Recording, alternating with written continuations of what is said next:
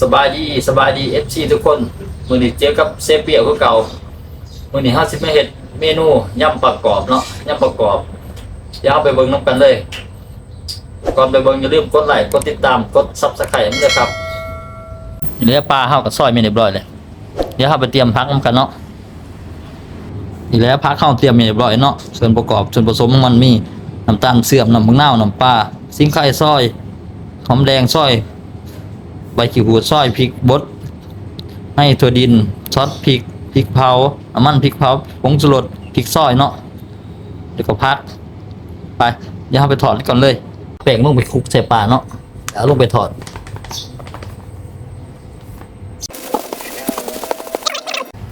น้ำมันห่อนเรียบร้อยปลาลงเลย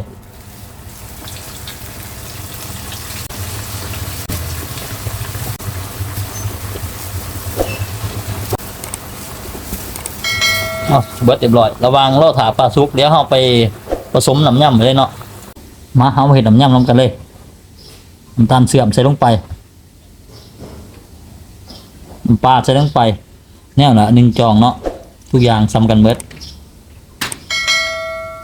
น้ำมะนาวใส่ลงไป1 จอง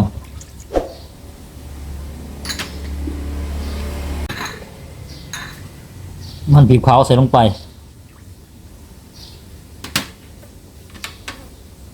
ซอสพริกใส่ลงไปเอาบวงมาให้หน่อย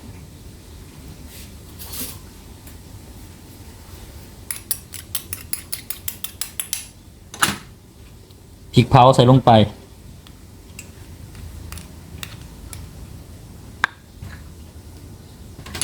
ผงชูรสใส่ลงไปเลยใส่ตำหมักหลายใส่หลายพริกซอยเพิ่มสีสัน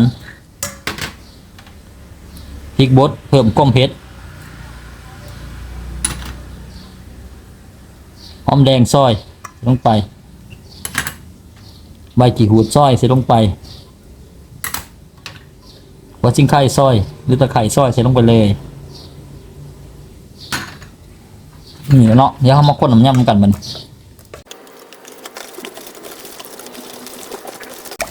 เสร็จเรียบร้อยมันเดี๋ยวมาชิมน้ำยำกันรสชาติจิ๊ดจัดเดี๋ยวไปเบิ่งปลาซุกแล้ววันนี้ข้าวปลาเริ่มชุกแล้วเนาะเดี๋ยวเรามาตักเสร็จบัดนี้ใกล้แล้วสิเบิ่งรสชาติยังบ่ปานใดกับปรุงได้ตามมักเนาะ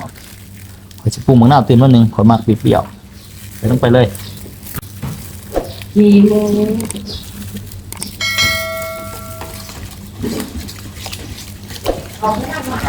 ได้ซ้ำนี่จิ๊ดจัดรสจัดเดี๋ยวถาแต่ปลาซุกเนาะบัดนี้เนาะเดี๋ยวมาเอาปลาลงคนเลย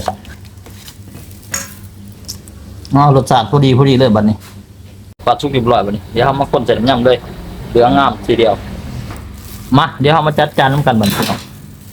แต่งไปเลยเล่นสวยๆมันเป็นน้ำยำห้องคนเรียบร้อยใส่ตอนปังไปเลยคนเลย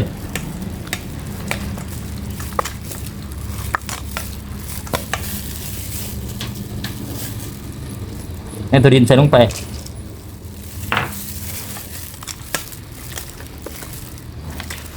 เรียบร้อยนี่ตักใส่จานเลยเอามา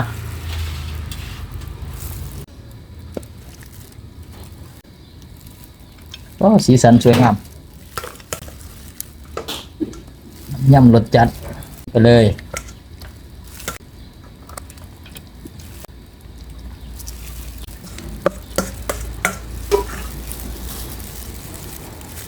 เสร็จเรียบร้อยยำปลากรอบเนาะ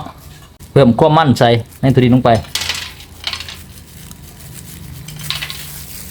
ทีเดียวพักกับกินกับย่ำปลาเขากันที่สุดแมนพักหอมลาบนี่แหละใหม่ๆเลยโอ้สีสันนะฮะประทานได้เกินเนาะย่ำประกอบสุดยอดเลยนี่เนาะเมนูอาหารเฮา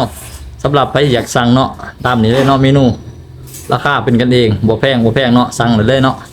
Facebook ซ็อกเวฟเสื้อพร้อมเสื้อปานี่สุดยอดเลยไปเลยสำหรับคลิปนี้ก็จบเพียงแต่เท่านี้เนาะเดี๋ยวคลิปหน้าเจอกันใหม่เดี๋ยวเรามาเห็นเมนูใหม่กินจะแซ่บเหมือนกันบ๊ายบาย